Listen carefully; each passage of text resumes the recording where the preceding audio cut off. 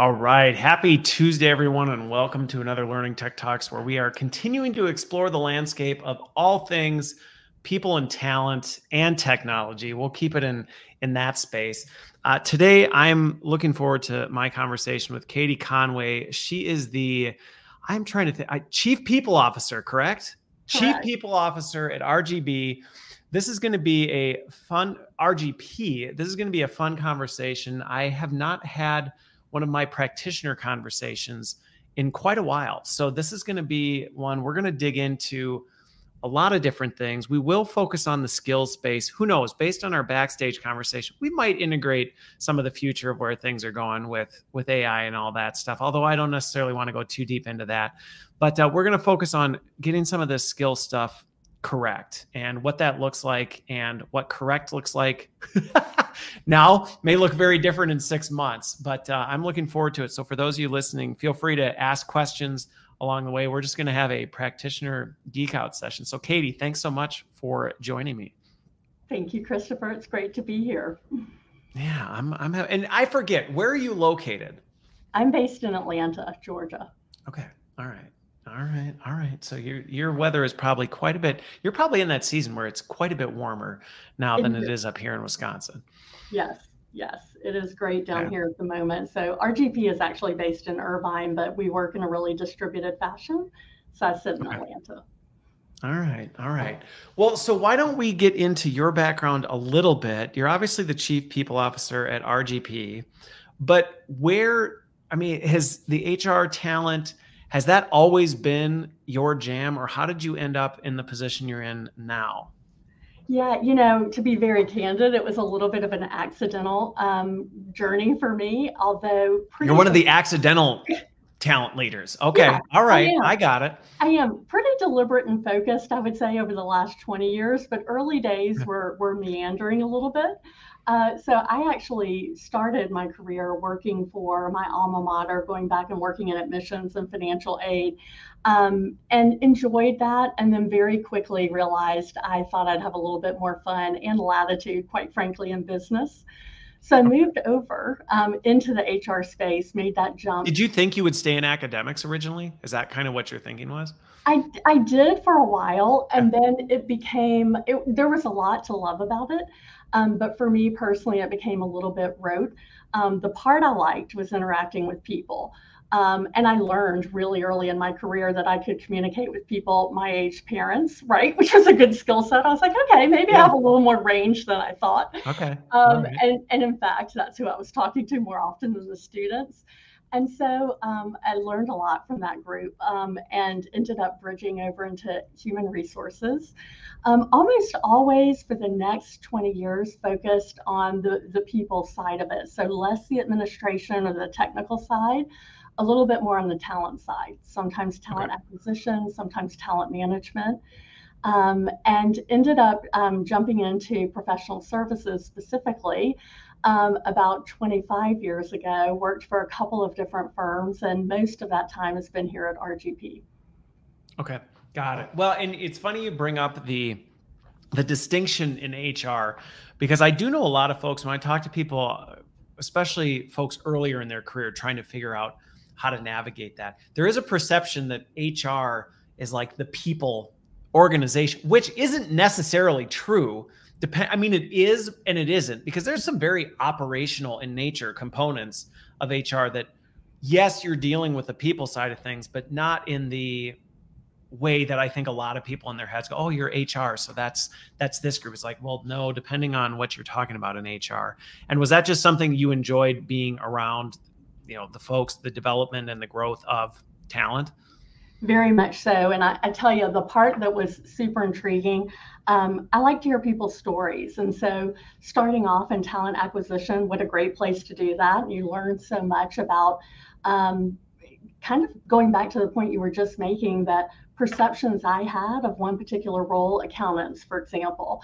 I thought, okay, green visor, you're going to sit behind a desk. Every now and again, it's going to bring you food and water, and it's going to be kind of dismal. Yeah. And it couldn't have been further from the truth. I realized what a people-oriented profession that is, particularly people going into audit or where they're really having to learn somebody's business, ramp really quickly, do some assurance and advisory work around it. So I learned that again and again, that a perception I had was really different by listening to somebody in an interview.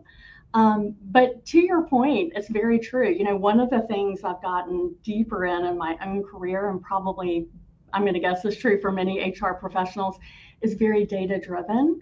We as a company are that way. I'm appreciating that. You can just get more actionable insights more quickly if you learn to listen to and follow the data. So I was very drawn to the people side of it, but that has ended up being a pretty fulfilling part of it that surprised me about myself. Didn't expect it. Yeah. Okay. Well, and it's interesting because this is going to tie to where we're going with the conversation, but I am curious on this one because on the talent acquisition side, your point about talking to a lot of different folks in a lot of different roles.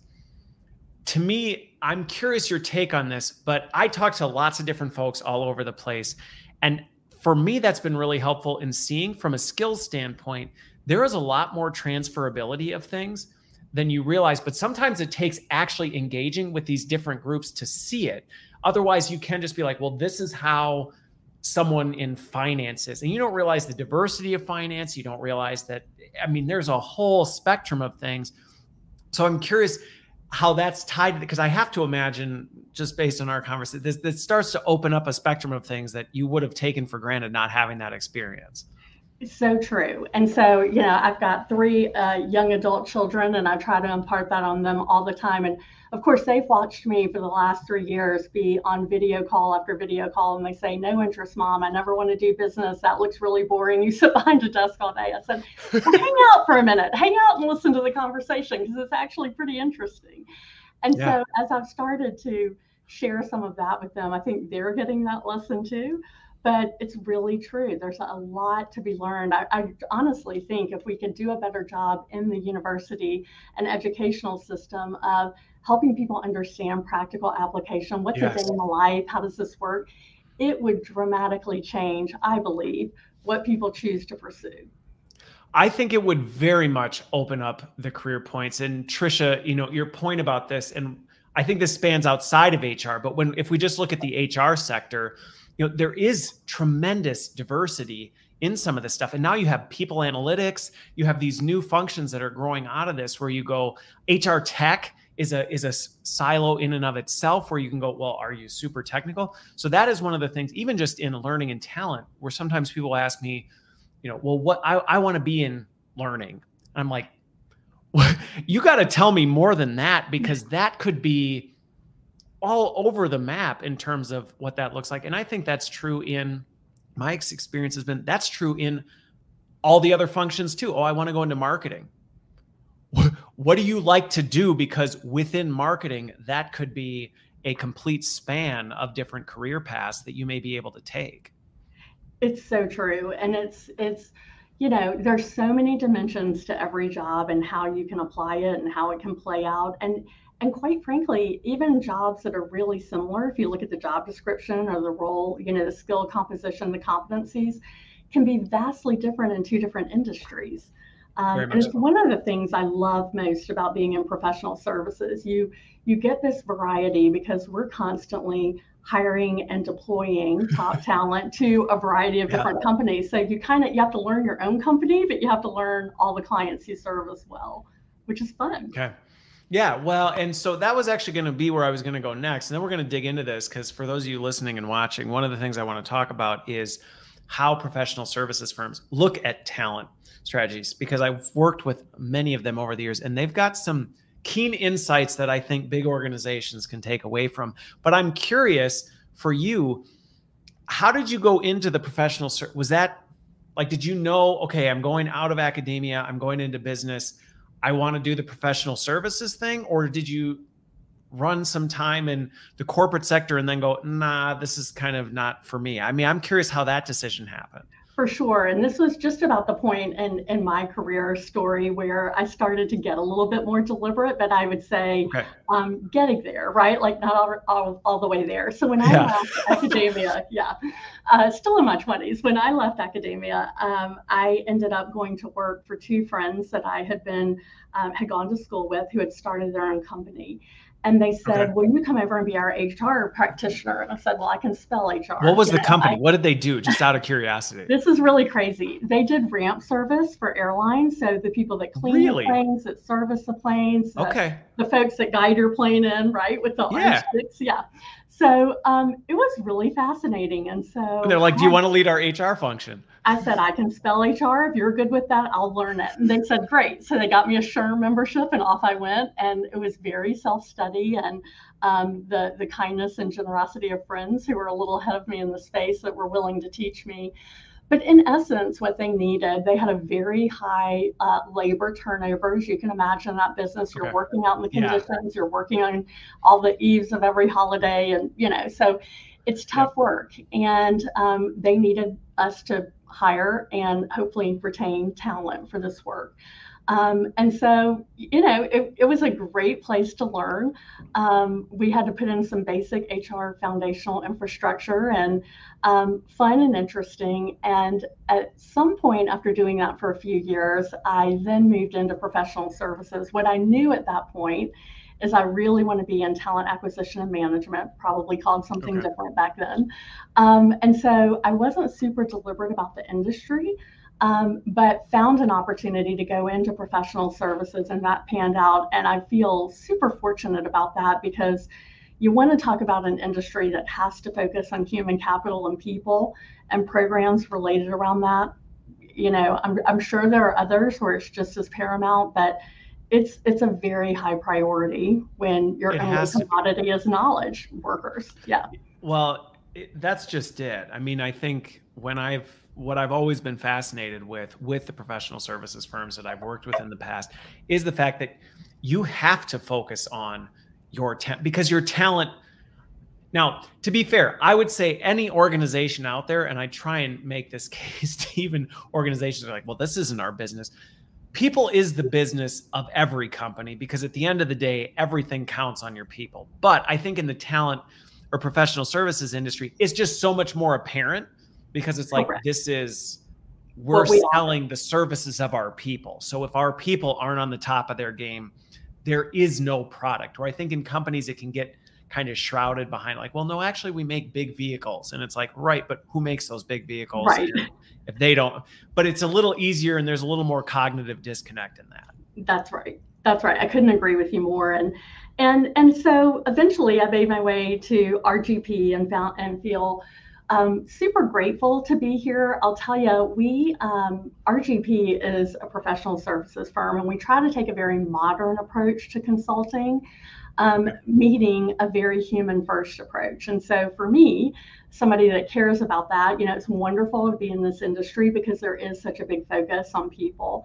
But to do it where at a place where the culture is very focused on our workforce, our people, and really puts a lot of deliberate care and feeding around that culture, shepherding around that.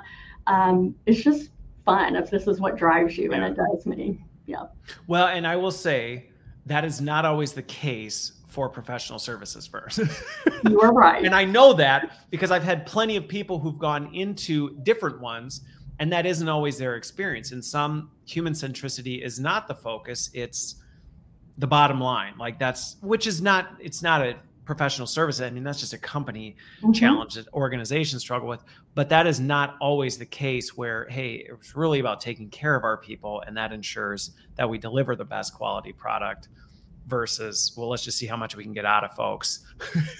It's really true. And I tell you, I mean, I had a great experience at my last professional services company as well, but this has truly been something special and different. And in fact, that that kind of reputation you talk about just now was kind of the genesis for when we say, modern approach to it, what does that mean? For us, it's really about almost creating a gig employment kind of environment, but with the safety net of employment. So our consultants who engage with us get to select and opt in to the engagements they go on to, which is really, really different than how most professional services work, where you get assigned. And it does make, matching supply and demand of skills, available skills to what our clients need a little more complex. But it also means people feel like they have a partner in this and they get to drive their career. They have a little autonomy and flexibility in, if maybe I've done my last two engagements in the telecom space and I really want to diversify and go work in any other industry, healthcare, or do something a little bit different, right? Something different, then I can do that. And that is really different. But it was very much that reputation. That was one of the reasons the big firms were losing talent, is because people, they love their experience, very collegial, generally had a really, felt positive about the culture. They had a lot of investment in their learning and development and those experiences. But when you looked at the exit data, what people said was, I feel pigeonholed. It's wonderful that you've built this expertise in me, but yeah, I'm locked into this. This is what I'm known at. And this is, I'm on the same treadmill that I think a lot of times I see people leave corporate for that very reason. I've been doing this. I may even be really good at it, but I am also good at other things. And I don't feel like the organization even sees the potential of what I'm capable of doing outside of this box. And it leads to people kind of going like, I don't know that there's room for me to grow here.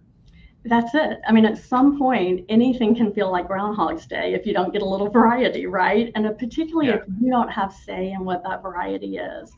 So for us, that was a big pivot in how to stand up this company and how to attract and retain top talent.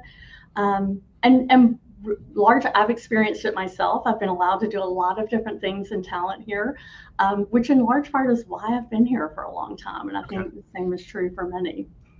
So I want to unpack this. Something you said there that I think is I commented on a thing the other day. LinkedIn had a big thing that they were talking about was, creating a culture that, I don't remember what it was, but it was something about that makes people want to work there.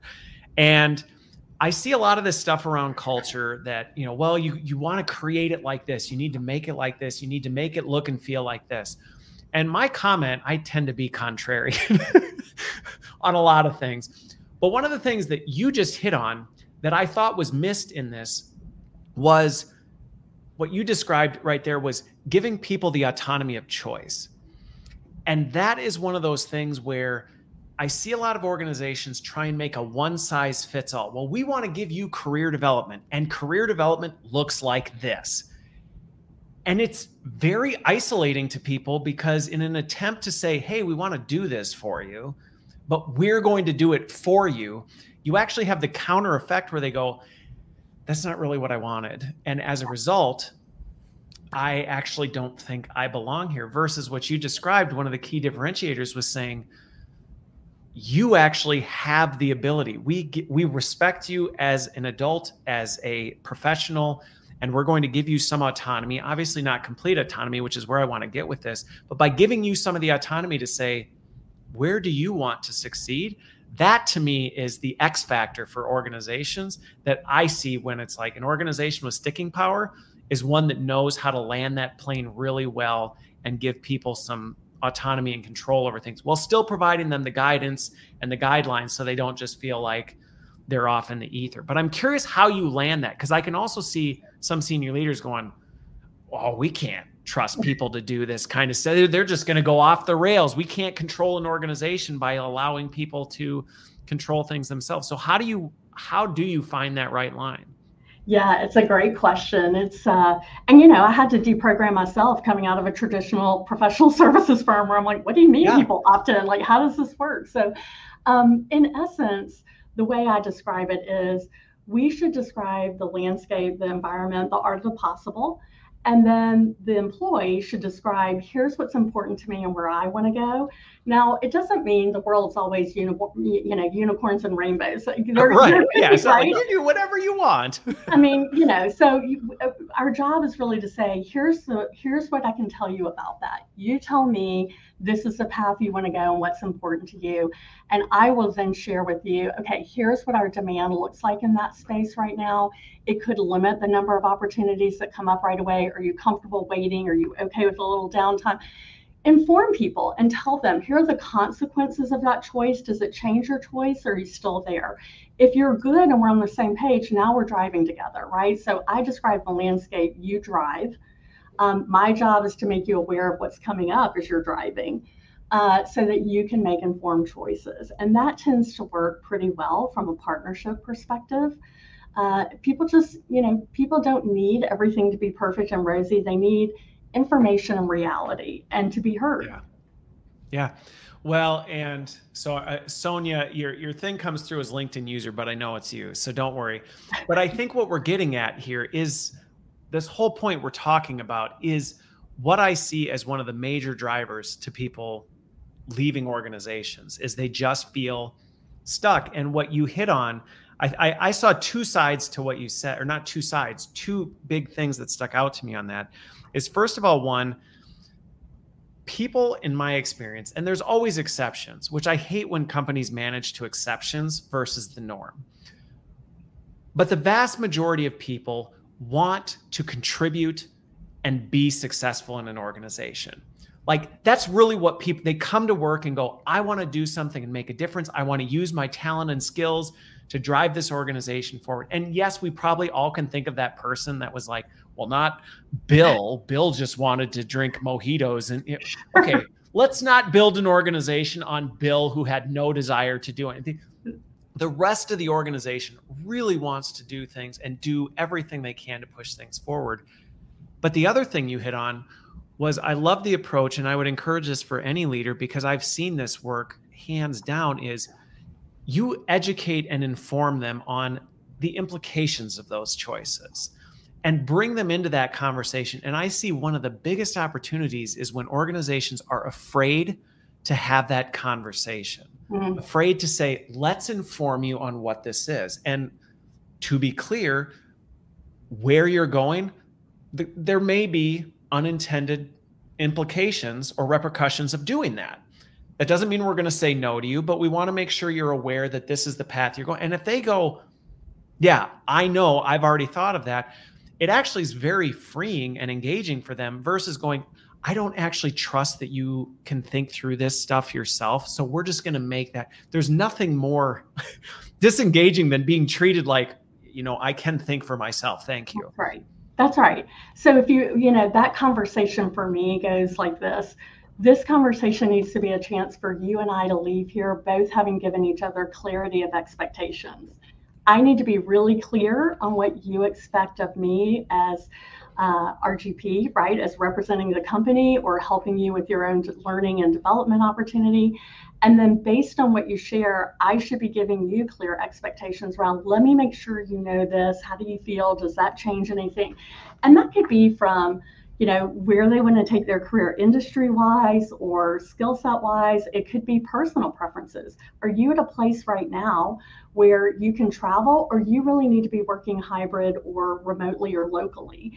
And those things, that you have to have this conversation all the time. The reason you don't want to be afraid of it, beyond what you just said, agree with you wholeheartedly, is if you're only doing it once, you're probably not doing it right, because all of that's dynamic.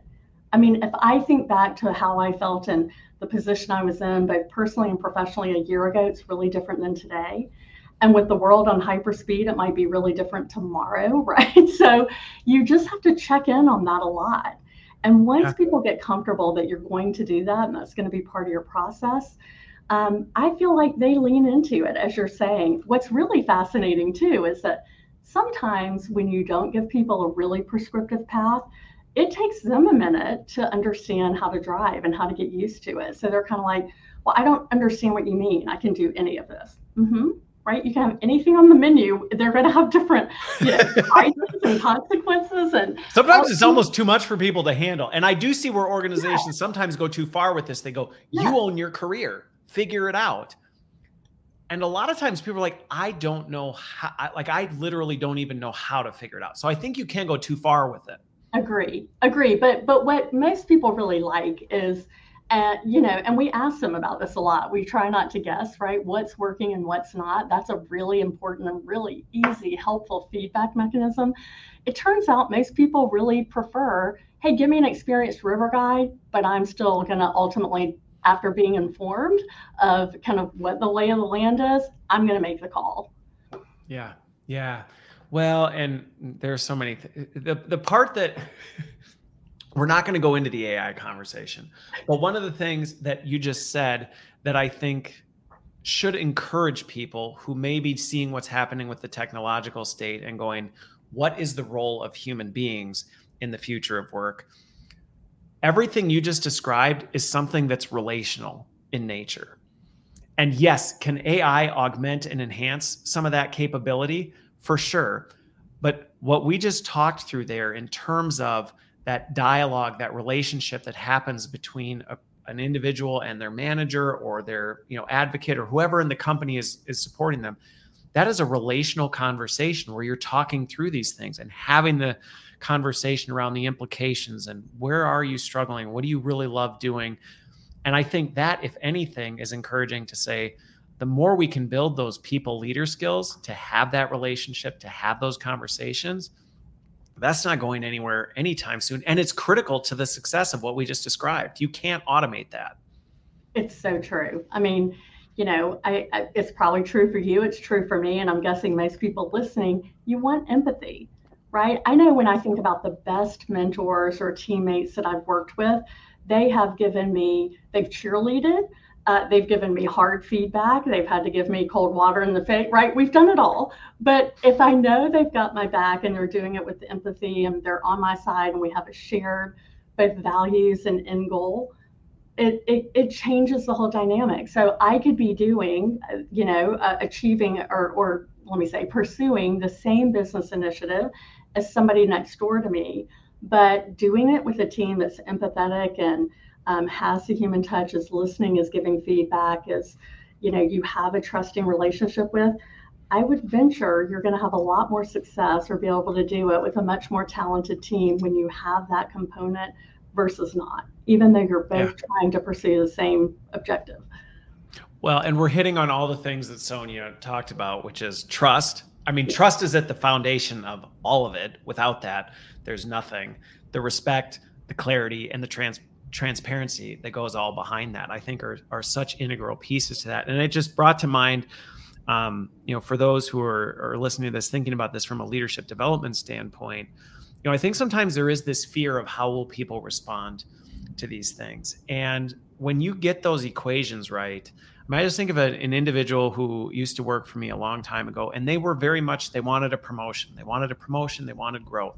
And I knew where they were from a skill standpoint, that was not going to be successful. Now, I took a risk. This was earlier in my career where I wasn't quite as seasoned, but I remember that part of me just wanted to go, it'd be easier just to kind of like ignore this, kind of let it go and just kick it down the can, kick the can down the road, not really do anything with it. And instead I leaned into the discomfort and had that conversation with the individual to say, listen, here's what a promotion would look like. Here are the implications of that though, and the accountability that's going to come with that, and the raised expectations. And here's what I know about your situation that I think personally may be in conflict with this, that you just need to think about. Doesn't mean the answer is no, but does it mean what I don't want to do is put you in a situation where I have to fire you in 6 months? And that's what I'm concerned about. That is my legitimate concern as your leader, is I think you're a phenomenal employee and I don't want to have to fire you because I put you in a role that the accountability level is higher, and I have to hold you accountable to that, because if I don't, I send a message to everyone else in the team that you get a promotion, there's no greater accountability. And it was one of those like, oh, how's this going to, how's this going to go? And it took them a bit. I think it was, like you said, the cold water in the face of like, whoa. But I remember a week later, they came back and were like, I'm actually really good where I am right now. And I would rather look for opportunities to stretch and grow in different ways than upward mobility. And I remember for me, it was one of those like, okay, all the like conceptual stuff came to light in that moment of, no, when you treat people with dignity, respect, transparency, and you're just honest, sometimes it'll blow up in your face, sure. But as a general rule, it's quite the opposite. Agree. I mean, what a great example. And you know, the important thing was you informed that person. You didn't make a choice on their behalf, but you also didn't placate, right? You said, let me be very real with you because I have your best interest at heart. And then you tell me, is it still the right thing in the path you want right now? Or are there other things we look at, right? And it does take people a minute to absorb that, understandably. Yeah. For sure. Yeah. And I think sometimes we're afraid of that ambiguity, that uncomfort of like, but I think this goes back to what we were talking about of where do people stand out in an ever advancing AI world? It's when they have the skills and the comfort to say, no, we're going to lean in, because at the end of the day, AI just tells you what you want to hear. Mm-hmm. And to me, that's one of the big concerns I have with it is it just tells you what you want. And what you want is not always in your best interest. It's really true. And it's giving you information that we hope is mostly right, correct, but it may not be fully accurate. And what I find in these conversations is we won't always get it right either. I've had a lot that have gone really well, like you described. I've had a lot that haven't. But I think the difference is when they haven't, you know, you talk about accountability, transparency. My MO, you go back to the person and say, hey, I'm sorry. Wasn't my intent. I think this landed with you this way. Can we talk about it? Here's where I was coming from. And you get back on track. And I haven't seen ChatGPT do that yet, right? So yeah.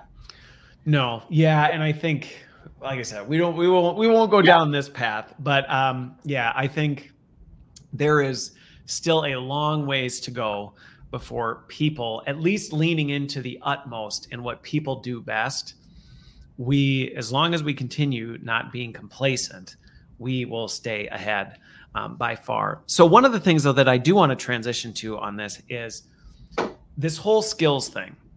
And I do see this is a true gap in a lot of organizations in actually understanding the skills of their workforce. I think in many organizations, this continues to be a black hole for organizations in terms of understanding, like, okay, I know Christopher, he's this role.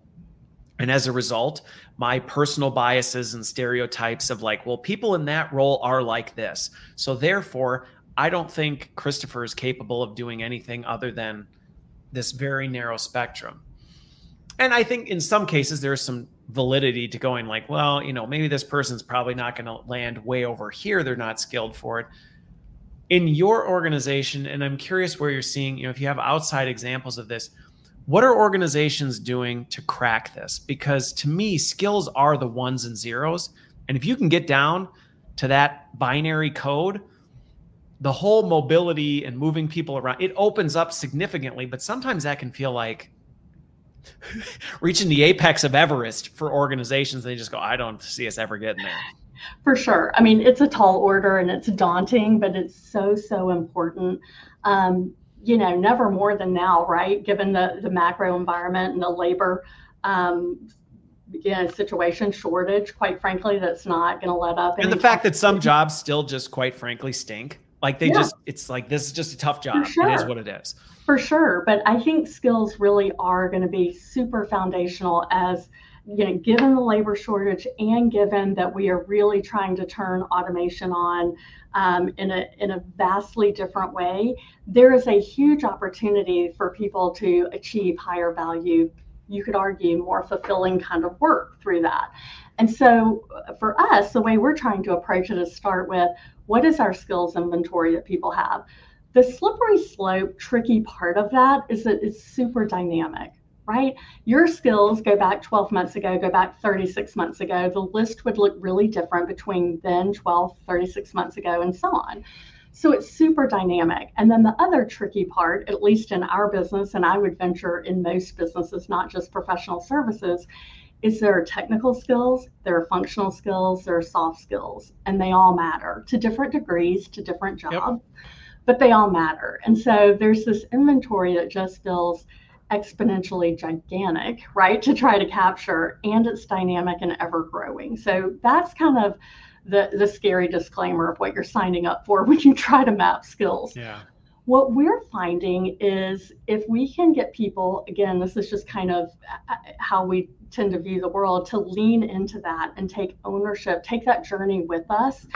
And let's really try to sit down and map what we think your skills are right now and empower you, enable you that you can update those as they change.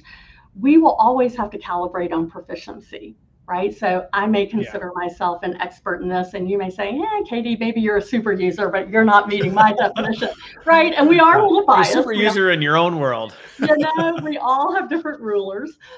So we do have to, those are the hard conversations you have to lean into there, where you say, okay, let's calibrate on what we mean by the definition of proficiency. But if you can really get people to start helping think about, instead of a resume traditionally and what I've done, it's more what do I have to offer? What's adjacent to that from a skill perspective? We're trying to start creating visibility in our learning that helps people see if these are the skills and the proficiencies and competencies I have right now. Here are some different roads or different pathways I could take for learning and or for career mobility here. And now I can start to see, wow, that has a 60% overlap in the same skills and competencies I have today. Can I isolate my learning to that 30, 40% that I need to build? So I'm positioned and ready to go, at least from a formal training perspective. And then hopefully you're talking to your leaders too about, at the same time, if you have projects that come up that help me build practical application of these skills, this is where I'm trying to go. I would love to, all things being equal, if you could put me on engagements that help me get some practice around this. So it takes both the formal learning and the, having a supportive leader who can help, kind of find opportunities to put those in practice that help people drive it. But it's daunting. It's going to be ever changing. And the skills we need in 6 months may not even be known today in some instances. Well, and boss, I see your question, so don't worry, I'm going to get to that one. But I think one of the things that you hit on that I'm seeing organizations being challenged to think differently about as it comes to skills is how they're prioritizing and stack ranking which ones really are the critical ones. So just to give a good example of this, in the tech industry, when technology was booming, I mean, it's been booming for a while, but especially the recent tech boom, there was such a heavy investment in hard skills. It was like, we have to get these hard skills through the roof. And a little bit of short-sightedness to the fact that, guess what? Technology is actually going to consume these skills very quickly. So your heavy investment in some of this in broad strokes, I mean, it's not going to pay off because you're going to end up with a bunch of investment in something that in and of itself, they're going to develop the technology that's going to make their own skills obsolete, which is happening right now with AI. AI is actually making some of the skills to build AI obsolete because AI is building AI now, type of a thing. But some of the organizations that I've talked to were really good at watching at the right data points of even like how quickly people were picking up skills and seeing that as a skill and almost going, adaptability, I guess we could throw a word out, but they were looking at that like, okay, you know what? Adaptability, that's something we can measure, and we can measure through some of these other data points. And those are the people we really want to watch because they're the ones that, you know what, when this programming language is obsolete, but we need to move to this, they're going to be the ones that go, okay, I know how to distill that information and transfer it over and actually do that very quickly. And I think that's where sometimes when I talk to organizations who go, but there's just too many skills out there. It's like, yeah, but not all skills are created equal in terms of their value. It's a great point. I mean, that change readiness and adaptability, resourcefulness, leaning into change. is a really difficult thing for people to pick up in some cases. So when you see it, being able to foster that and look at that standalone as a skill, I think is a really big deal, because we know, given the pace of things right now, that's going to be required of us, period, hard stop, going forward. Yeah.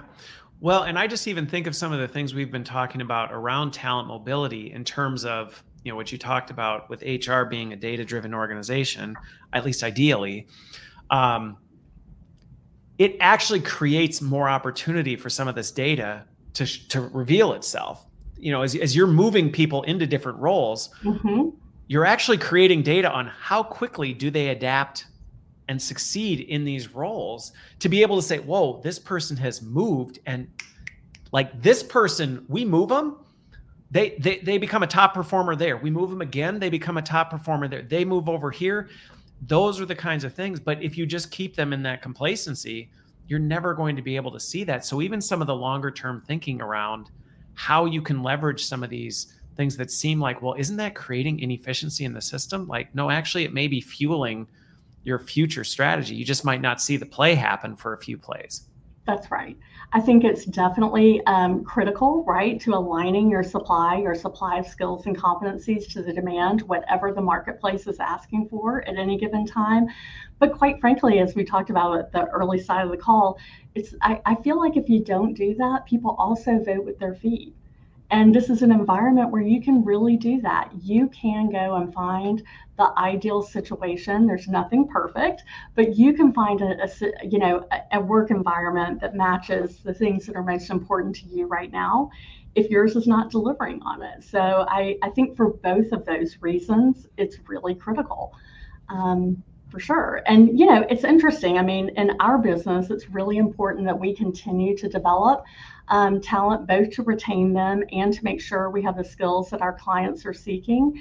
But quite frankly, a lot of clients are using companies like RGP as part of their labor strategy. So they're not just building talent; they are sometimes leasing talent, right? Like one of our largest clients has a strategy that they do not employ more than 49% of their talent directly, because they want to have a diversified strategy and they want to be able to get skill set and expertise on demand. So there are a lot of different ways to get access to the skills, but it's a really important piece for both market forces and for individual preference.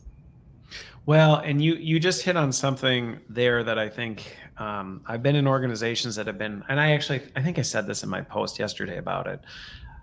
I see like the two ends of the spectrums, where some organizations I've seen they're all majority consultants.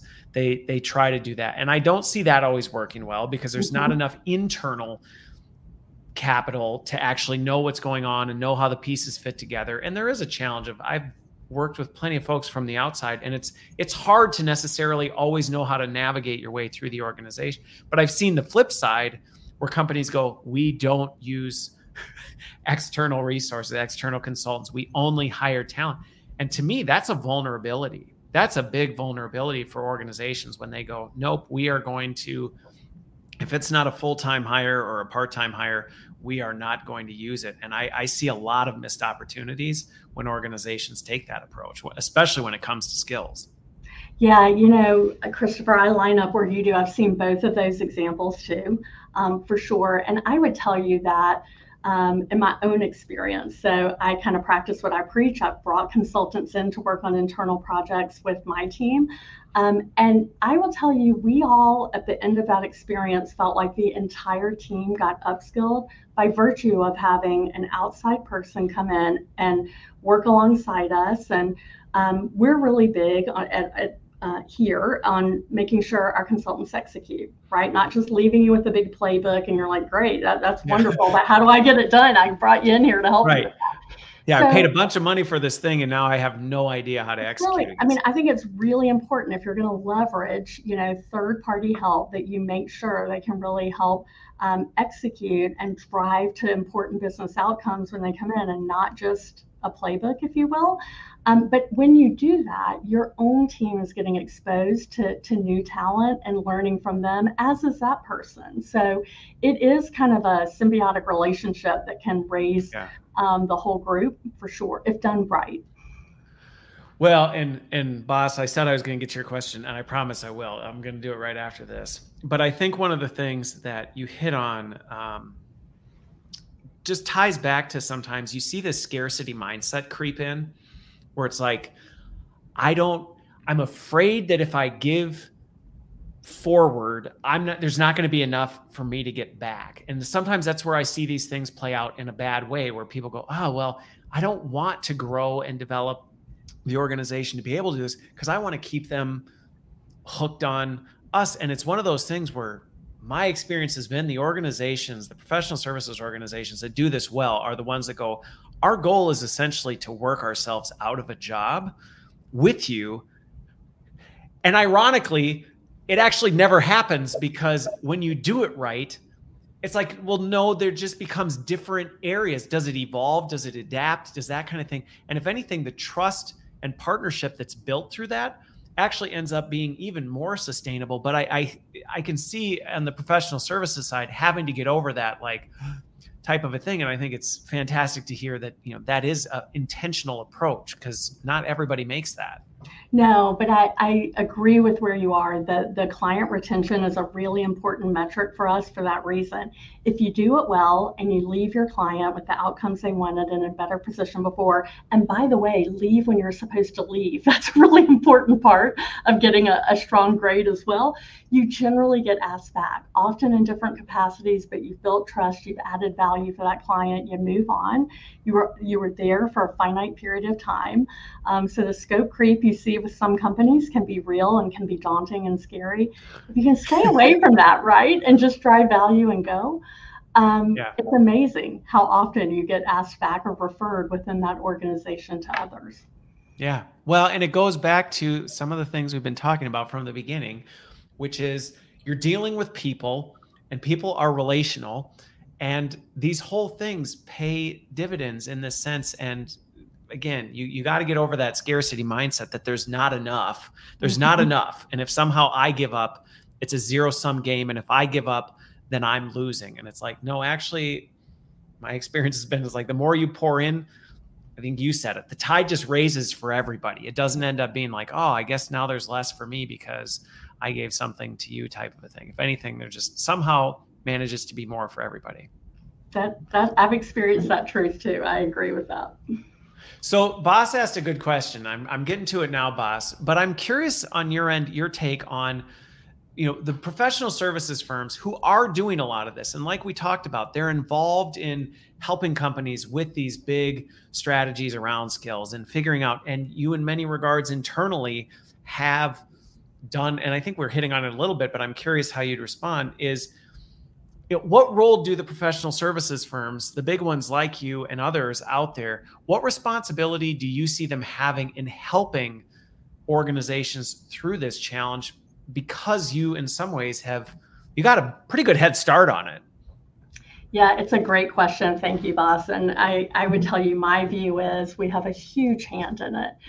This is one of the first places we should partner with a potential client or an existing client, is to really scope what is it you're trying to do and what's going to help you accomplish that from a skills perspective.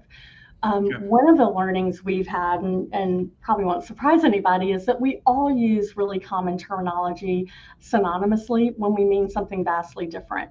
So if you and I both started throwing out program manager, project manager, other kind of common role names, and then really wrote down how we needed that to be applied and what we expected that person to do, what success looked like for that person 6, 9, 12 months into that engagement, we might have really, really different outcomes of what we, put down on paper. So that was a learning, is right. You need to, I think we have a huge responsibility in making sure we understand what is it you're trying to accomplish first and foremost. Some clients want to only give us that and then say, you help me figure out what skills and competencies and roles. I don't, this is the end game for me. How do we get there? Propose on that. Others may want to have a really specific idea. I need a project manager to run this particular value stream for this period of time. Here's who else they're going to, and it's very defined. Yeah. But I think that in either case, the partner has real responsibility to understand what skills that person needs to bring to the table. And again, by the way, hard and soft. Soft can often be the bigger deal breaker than the hard or the technical skills. Are going to fit culturally with your group. What does the team need? Are you trying to upskill them as part of this engagement, your full-time team? Understanding some of that is going to set everyone, client, consultant being deployed, partner company helping provide that expertise up for success. Okay. Well, and what's interesting as you're talking through some of this, I guarantee there will be people who watch and listen to this and go, that sounds like a lot of hard work. And the truth is, it's like, it is. That would be right. I mean, yeah. It is. Yeah. It is. And I think technology is helping with this significantly. And I will say this again, I said it several years ago. I know there's lots of vendors that are out here that I still see one of the greatest opportunities. And there's a couple of you who are doing it. You know who you are because I tell you regularly. But there's still not enough people, I think, who are using technology to help accelerate this. To me, this is a huge opportunity for advanced AI to help speed this up, because the days of, well, let's launch a skills analysis for our organization. We're going to spend 2.5 years doing this. And it's like, well, you can't do that because by the time you get to the end of it, everything you did is complete. Halfway through the project, you might as well just throw it in the trash. Right. But at the same time, even as far as we can go with technology, there's some real work associated with this that you just can't get around. And I actually, for a while, used to be of the mindset like, well, if we had like a universal taxonomy, that could help. And I think there may still be some value in something that's a little bit more consistent. So at least we're using the same language, across companies, that you're like, oh, you're, here. I feel like sometimes that's one of those, like, wouldn't it be great if we solved world hunger too? And you're like, okay, yeah, I just don't know that we're going to get to that point. But I think going back to it, even if we got to that point, there is still the cultural and organizational nuance of, yeah, but what does it really look like? I think of some leadership work I did recently where we had to define, yeah, but what does it mean to be a good leader here? And yes, some of the skills may be universal, but the way we want you to apply those in this organization as a people leader, they're a little bit nuanced. And in another organization, you may be penalized for some of the things that we would say, no, you're faced with this decision. We want you to go right, not left, type of a thing. And I don't know that you can get away from that complexity. Yeah, I don't either. I mean, we're employing a lot of the things you just talked about, Christopher, not universal, right? I wish I had that magic wand, but at least internally trying to get taxonomies aligned and how we're going to capture proficiency measures and all the things we just talked about. But I don't foresee a time when that's ever going to remove the relational piece. Can we make that more efficient with technology? I hope so. And this to me would be one of the most exciting places on the skills part to employ AI. I'm pumped about it and excited, I think there's some really cool stuff happening. Really cool stuff. It does, yeah. I can geek out with you on that, but it's pretty great.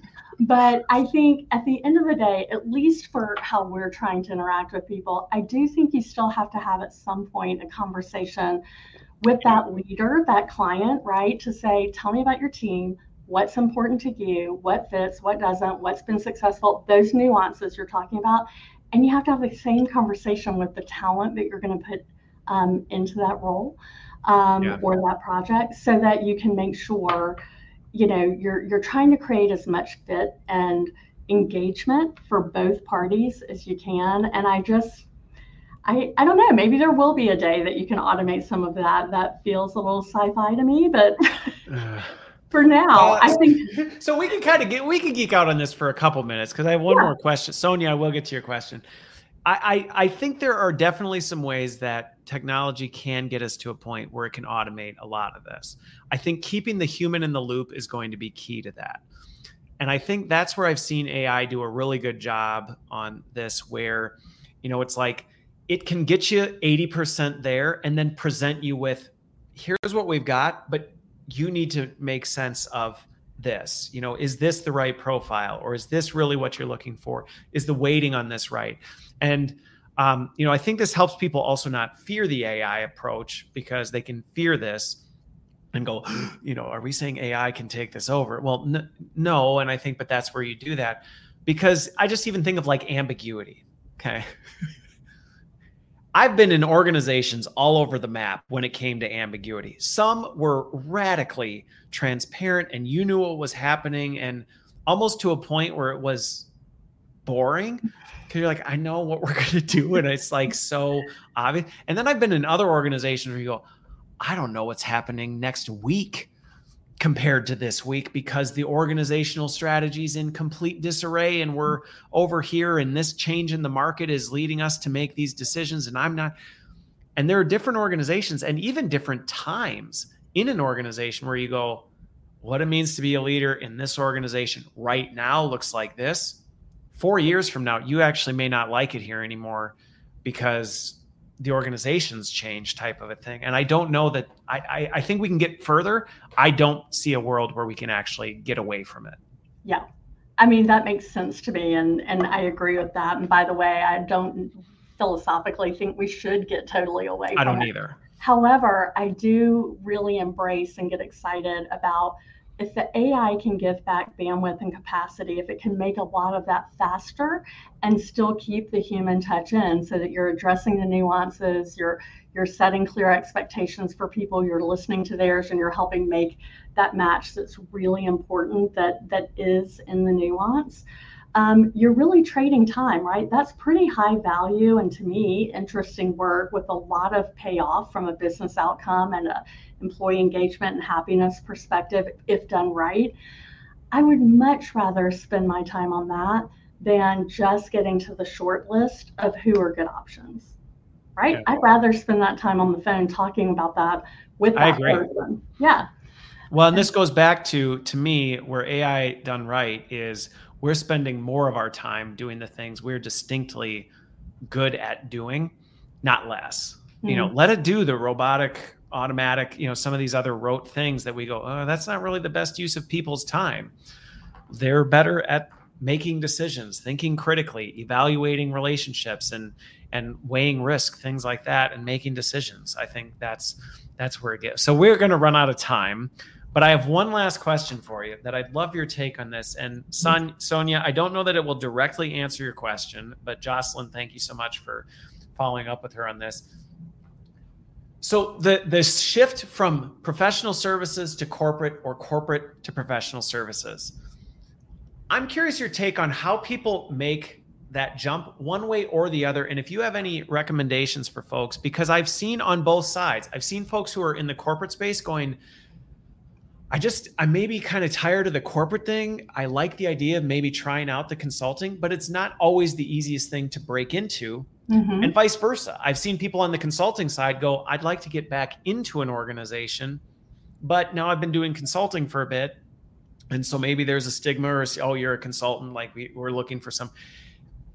Any tips or recommendations either way or both? Great question. So let's take it from the perspective that we've been in for the last hour, which is really skills and competencies.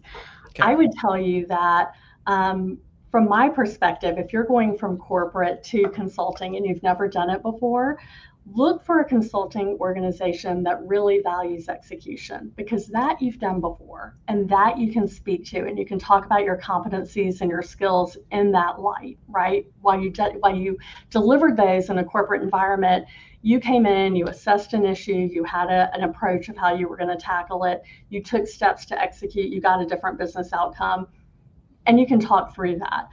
The new piece for you, the new skill or competency, is really taking that third-party lens, the objectivity, having to very quickly ramp. If you're the type of person who loves parachuting into unknown territory, very quickly assessing and ramping, acclimating to a new environment, and that's going to be part of your normal. That's going to be something, for many of us, that's something that happens when we change jobs once in a blue moon. If you're in consulting, that's kind of, it's not your daily, but it's your often. So you have to really enjoy that, right? And I thrive on meeting a whole new set of people and picking up the nuances and all of that. That's what will feel largely different. From consulting to corporate, I would say, again, that mindset can really help corporate, again, if they're very execution minded and if that's how you've practiced consulting. I do think there's a different level of longevity and integration that you have to get to know an organization, their culture, and how you're going to fit in and contribute, that you kind of have to assess, am I the person who really thrived on that change, and will this be enough for me? Okay.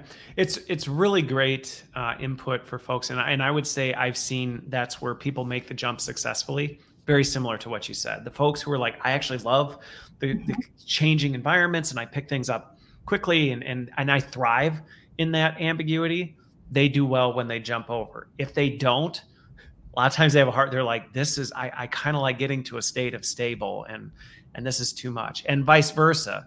You know, I've seen people jump out of consulting and go into a full-time role and they're like, I'm bored. You know, I feel like I'm just doing the same thing, which I don't think there's good or bad on either. There's just different skill sets and different personality types that you go, is this the right move for you? And it's more of that transparent discussion we hit on in the beginning of, is this is what it is? Is that really what you want based on what you want out of life right now? And maybe it's not the right season, or maybe it is, and maybe you do it for a bit and then you change back. That's right. And really just asking those questions as you're assessing an organization. You know, we have a number of clients we serve that I would tell you are as dynamic and ever changing as any consulting environment. So it's not to say you can't get that. And it's true.